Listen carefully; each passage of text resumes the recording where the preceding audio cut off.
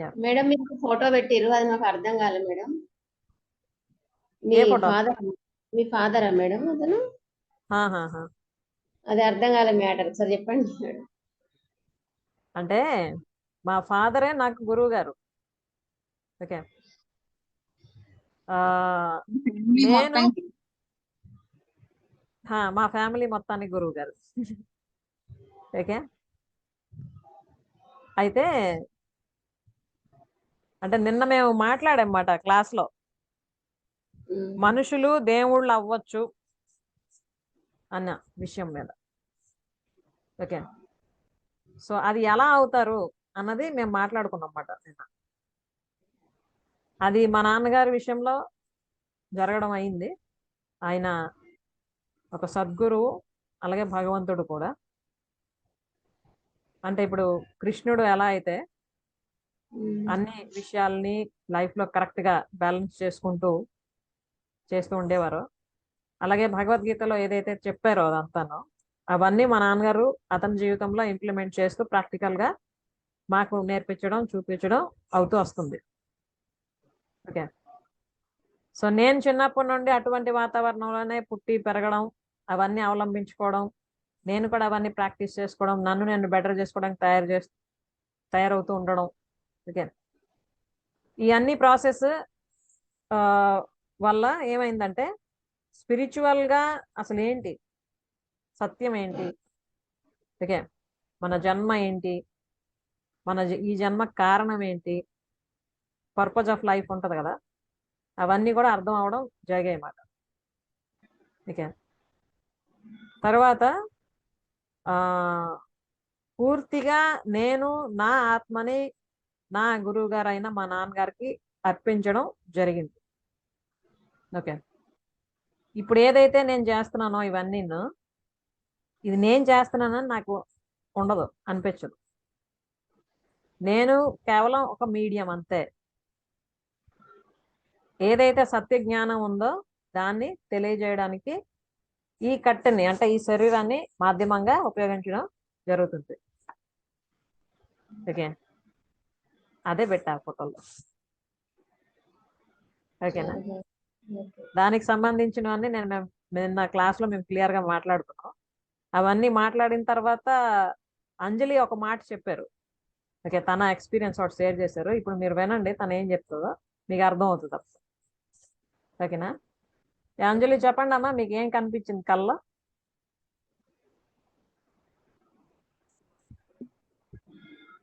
నాకు నేను స్టార్టింగ్ కొత్తలో జాయిన్ అయినప్పుడే కల్లో మీరే గురువుగా, నేను శిష్యురాలుగా మీ పాదాలు కడుగుతూ నాకు ఒక విజువల్ కనిపించింది, ఒక విగ్రహ రూపంలో. అది చెప్పడానికి నేను ఎన్ని రోజులు వెయిట్ చేసి నిన్న చెప్పాను, టైం వచ్చినప్పుడు. సందర్భం రావాలి. అంటే సంశయం అన్నమాట, ఈ విషయం చెప్తే ఎవరేమనుకుంటారేమో అని. ఎవరేమనుకుంటారు? యా. అర్థమైంది కదమ్మా అంజలి అమ్మ ఏం చెప్పారో? అర్థమైంది.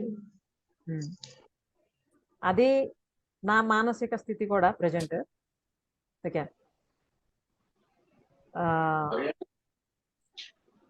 దానికోసమే ఆ ఫోటో కూడా పెట్టా అండ్ సెండ్ చేసామట మెసేజ్. అంటే ఎప్పుడైతే మనం మనస్ఫూర్తిగా ఒక సమర్పణ భావం మనకు వస్తుందో, అంటే ఎవరైతే మనకి సరైన మార్గంలో గైడ్ చేయగలిగే గురువు దొరికినప్పుడు, పూర్తిగా సమర్పణ భావం వచ్చినప్పుడే మనలో కంప్లీట్ ట్రాన్స్ఫర్మేషన్ వస్తుంది లైఫ్లో. ఓకే.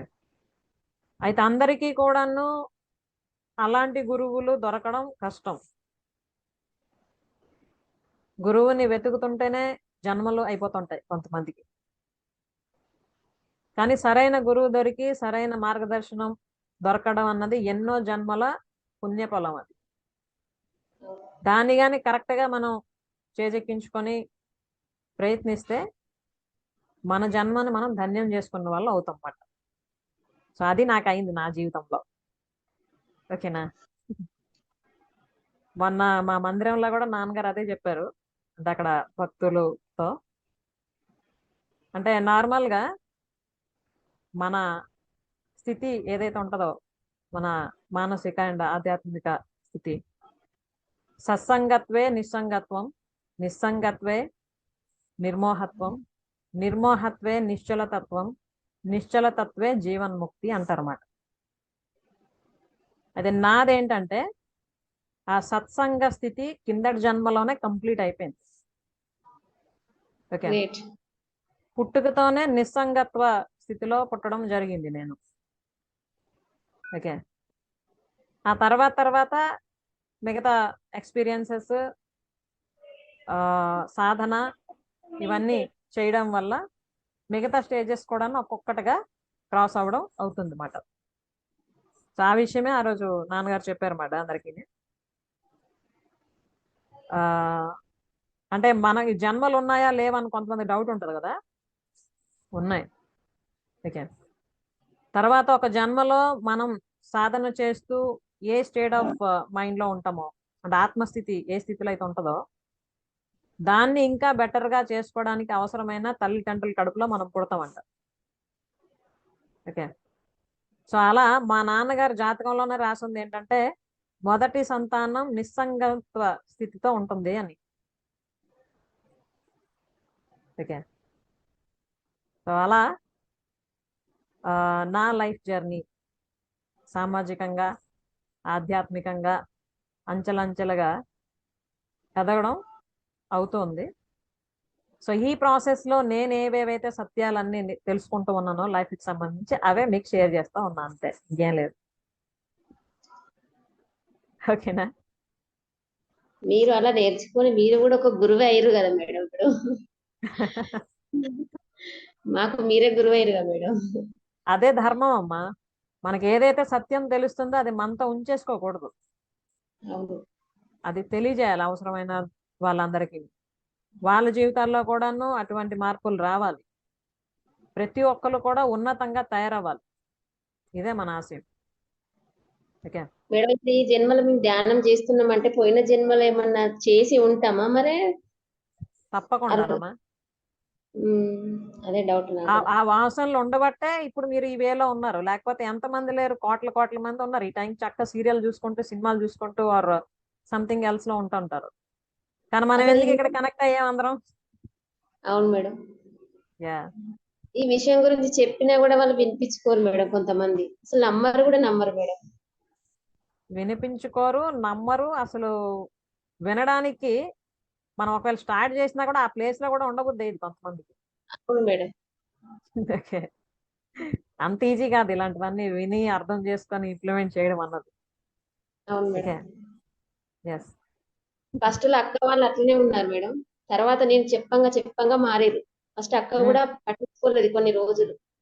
అవును, తర్వాత ఉంటది అలా. నేను చేస్తున్న కొద్దీ మారింది.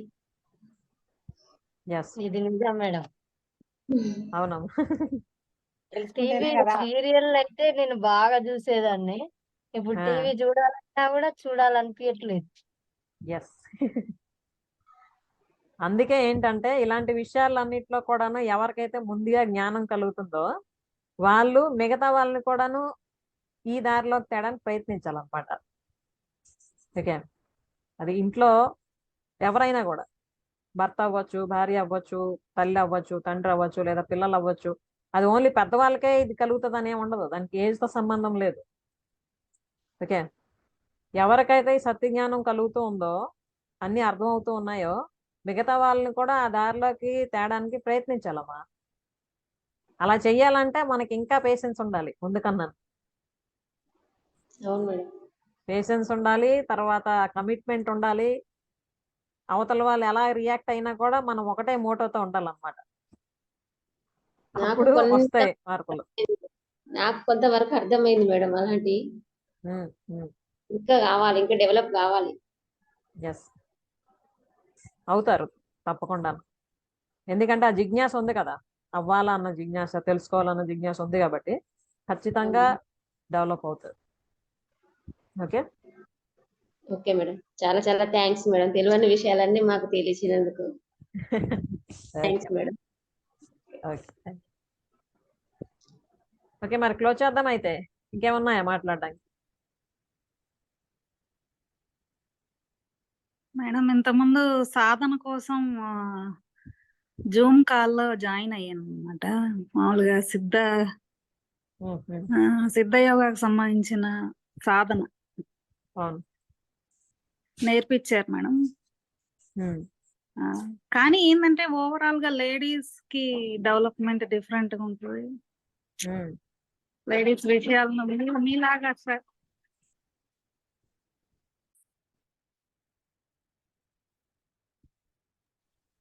మీలాగా అంత శ్రద్ధగా నేర్పించడం అనేది జరగదు కదా మేడం నాకు. ఇది బాగా సెట్ అయింది, మీతో సత్సంగం సెట్ అయింది. నాకు అన్ని విషయాల్లో కూడా అవగాహన బాగా వచ్చేలాగా నాకు అర్థమవుతుంది. స్పిరిచువాలిటీ కూడా నాకు ఫుల్ అవగాహన వస్తుంది కాబట్టి మీ సెషన్స్ నాకు కరెక్ట్ అని, మీరే నాకు కరెక్ట్ గురువు అని నాకు కన్ఫామ్ గా అర్థమైపోయింది. మీ ఫేస్ లో గ్లో కనిపిస్తుంది, డిఫరెంట్ గా ఉంది. అంజలి మేడం గారి ఫేస్ లో డిఫరెంట్ కలర్ ఏదో కనిపిస్తుంది. తనకుందమ్మా చిన్నప్పటి నుండి ఆ వాసనలు ఉన్నాయి తనలో, ఆధ్యాత్మికకు సంబంధించినవి. అది ఇప్పుడు ఇంకా డెవలప్ అవుతుంది అన్నమాట. ఓకే, తర్వాత సాధన అన్నది దగ్గర దగ్గర 280 రకాల సాధన మార్గాలు ఉన్నాయమ్మా. ఓకే, దానిలో అంటే నేను మా నాన్నగారి మార్గదర్శకత్వంలో ప్రాక్టీస్ చేస్తుంది ఏంటంటే రాజయోగ సాధన అన్నమాట. దీన్ని అష్టాంగ యోగం అని కూడా అంటారు. ఓకే, దీనిలో ఏంటంటే మనకి ఇటు సామాజికంగా అటు ఆధ్యాత్మికంగా కూడా ఎలా మనం అభివృద్ధి చెందొచ్చు అన్న విషయం నేర్పించడం జరుగుతూ ఉంటుంది. అంటే కేవలం ధ్యానం చేసుకొని ఓన్లీ ఆధ్యాత్మికంగానే ఉండిపోతూ సామాజిక జీవితాన్ని వదిలేయడం అలా కాకుండా రెండింటిని బ్యాలెన్స్ చేస్తూ ఆధ్యాత్మిక జ్ఞానంతో సామాజిక జీవితం ఎంత పర్ఫెక్ట్ గా మనం లీడ్ చేయొచ్చు అన్నది నేర్చుకోవడం అవుతుంది అనమాట. ఓకే, సో అవన్నీ నేను నేర్చుకొని ఇంప్లిమెంట్ చేస్తూ రిజల్ట్స్ పొందుతున్నాను కాబట్టి అవి మీకు కూడా తెలియజేస్తూ ఉన్నా. మేడం రాజయోగ సాధన అంటే బ్రహ్మకుమారి వాళ్ళదేనా మేడం? కాదు కాదు, టీవీలో వస్తుంది కదా, అందుకే చూసాను ఒకసారి. అదే కాదు, మనం దానికోసం మాట్లాడదాం ఇన్ డీటెయిల్ గా ఎప్పుడైనా, అంటే పర్సనల్ గా మాట్లాడేటప్పుడు. ఇప్పుడు ఇన్ డీటెయిల్ గా అవన్నీ అవసరం లేదు అందరికి. ఓకే, ఇంకా మేడం ఇప్పుడు పెద్దమ్మ అన్నా కదా, పెద్దమ్మ గారు ఇంతకుముందు 12 years ముందు సత్సంగం చేసేది, ధ్యానం చేసుకునేది. కొన్ని పర్సనల్ ప్రాబ్లం వల్ల మళ్ళీ ఆ ధ్యానాన్ని విడిచిపెట్టారు. ఆమెకి అదే ఆలోచనలు అలానే ఉన్నాయి. ఆ మోటివేషన్ చేయడం, మనకి చెప్పడం విధానం కూడా అట్లనే ఉంటది. కానీ దాన్ని విడిచిపెట్టింది కదా, దాని వల్ల ఏమన్నా మళ్ళీ ఇబ్బందా, లేకుంటే మళ్ళీ చేస్తే ఇంకా బాగుంటదా? ధ్యానం చేయడం అన్నది అందరికీ ఒకటి కాదు. అంటే అందరికీ ఒకే విధానం లేదా ఒకే టైం అలా ఉండదు.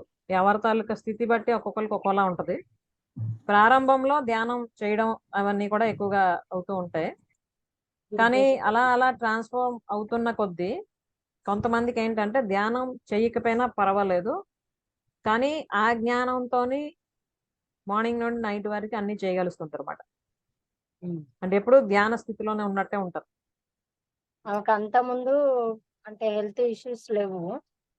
వాళ్ళ హస్బెండ్ ప్రాబ్లం తోటి ఇక ఆయనకి ఇష్టం లేకుండా ధ్యానం చేయడం ఇట్లా, అంటే తను పెట్టే ప్రాబ్లమ్స్ వల్ల ధ్యాన సెంటర్కి వెళ్ళింది.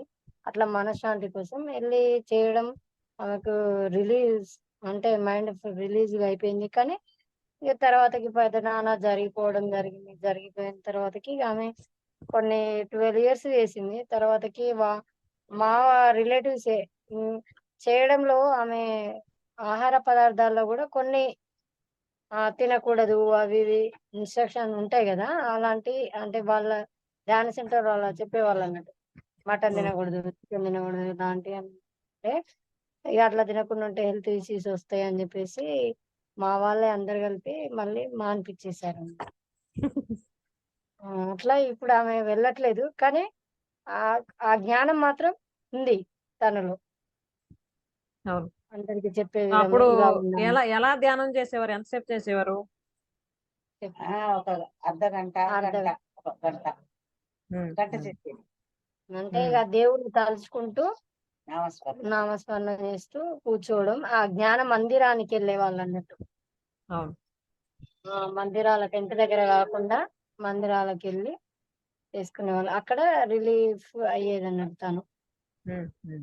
కాకపోతే ఎంత వెళ్ళింది అని అంటే ఇంకా ఇల్లు మన సంసారం అనేది వద్దు అన్నంత డీప్ వెళ్ళిపోయింది అన్నట్టు.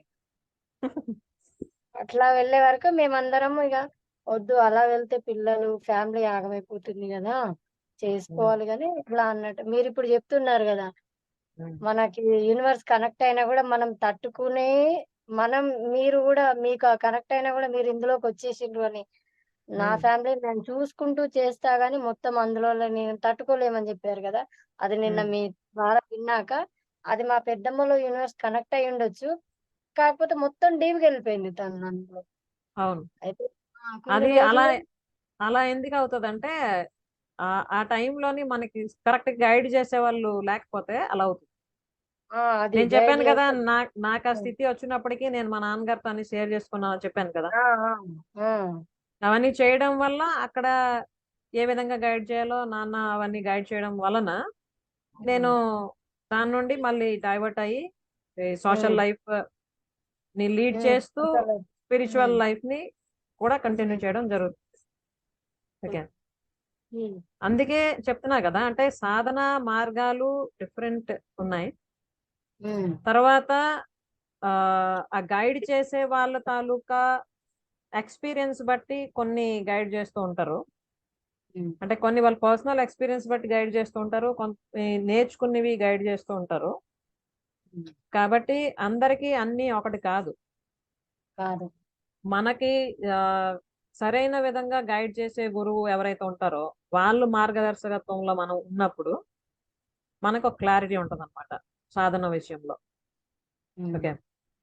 సరైన అవగాహన లేకుండా మనం చేయడం, తర్వాత ఏదనిపిస్తే అటువైపే పూర్తిగా వెళ్ళిపోవడానికి అనిపించడం, అవన్నీ కూడా అవుతుంటాయి ఎక్కువ మందికి. అయితే ఆ టైంలోనే అవేర్నెస్ ఉండాలన్నమాట, రావాలి. అది అందించడం అయితే ఇన్ టైంలో ఒకలాగా ఉంటది, లేకపోతే ఇంకోలాగా ఉంటది అనమాట. అదే అయ్యింది పెద్దమ్మలో. అయిపోయి తను భర్తతో కూడా చాలా ఇబ్బంది పడ్డది తను. ఇంగ, ఇంట్లో ఫ్యామిలీ వాళ్ళ చికాకు పడి అట్లా ధ్యానంలో వెళ్ళి తర్వాతకి మేమందరం తీసుకురావడం వల్ల మళ్ళీ ఇట్లా అయింది, కానీ పూర్తిగా మానేసింది అన్నట్టు. ఇంకా ఉన్నది 12 ఇయర్స్ చేసిందంతా పూర్తిగా మానేసే వరకు తనకి హెల్త్ ఇష్యూస్ వస్తున్నాయి. అవును. హెల్త్ ఇష్యూస్ వస్తుంటే వాటి వల్ల నాకు డౌట్ వచ్చింది. మీరు చెప్పిన దాన్ని బట్టి, నిన్న చెప్పిన దాన్ని బట్టి అట్లా వస్తున్నాయా అని డౌట్ వచ్చి మళ్ళీ ధ్యానం ఇప్పుడు చేసుకోమనండి, మళ్ళీ ప్రారంభించమనండి, ఏం ప్రాబ్లం ఉంది. ఇప్పుడు ఫ్రీనే కదా ఆమె, అలాగని ఎక్కువసేపు చేయవలసిన అవసరం లేదు. ఒక 20 minutes వరకు చేసుకోవచ్చు. తర్వాత వాకింగ్ అవి కూడా చేస్తుంటారు. ఏజ్ ఎక్కువ అవుతుంది కదా, ఓన్లీ ధ్యానం చేసుకునే హెల్త్ ఇష్యూస్ అన్ని తగ్గిపోవాలని ఎప్పుడు అనుకోకూడదు ఎవరును. మనం భౌతిక శరీరంతో ఉంటున్నాం కాబట్టి శరీరానికి అవసరమైన ఫిజికల్ ఫిట్నెస్ సంబంధించినవి కూడా చేయాలి. ఓకే. వాకింగ్ చేయడం, ఫుడ్ విషయంలో జాగ్రత్త తీసుకోవడం, అవన్నీ చేస్తూ ఇచ్చేయాలి. అప్పుడు రెండు కలిపి కరెక్ట్ గా పనిచేస్తాయి అనమాట. ఓకే. థ్యాంక్ యూ మేడం, మంచి మంచి సలహాలు ఇచ్చినందుకు. Okay, thank you. సో ఇది ఈరోజు సెషన్. మనం మళ్ళీ కలుద్దాం నెక్స్ట్ వీక్. ఇంకొక ముఖ్యమైన అంశం మాట్లాడుకుందాం. అంతవరకు take care, bye, keep on learning and add value to your life. Okay, bye, good night. Bye Bye. Madam, thank you so much. Okay, bye, good night. Good night.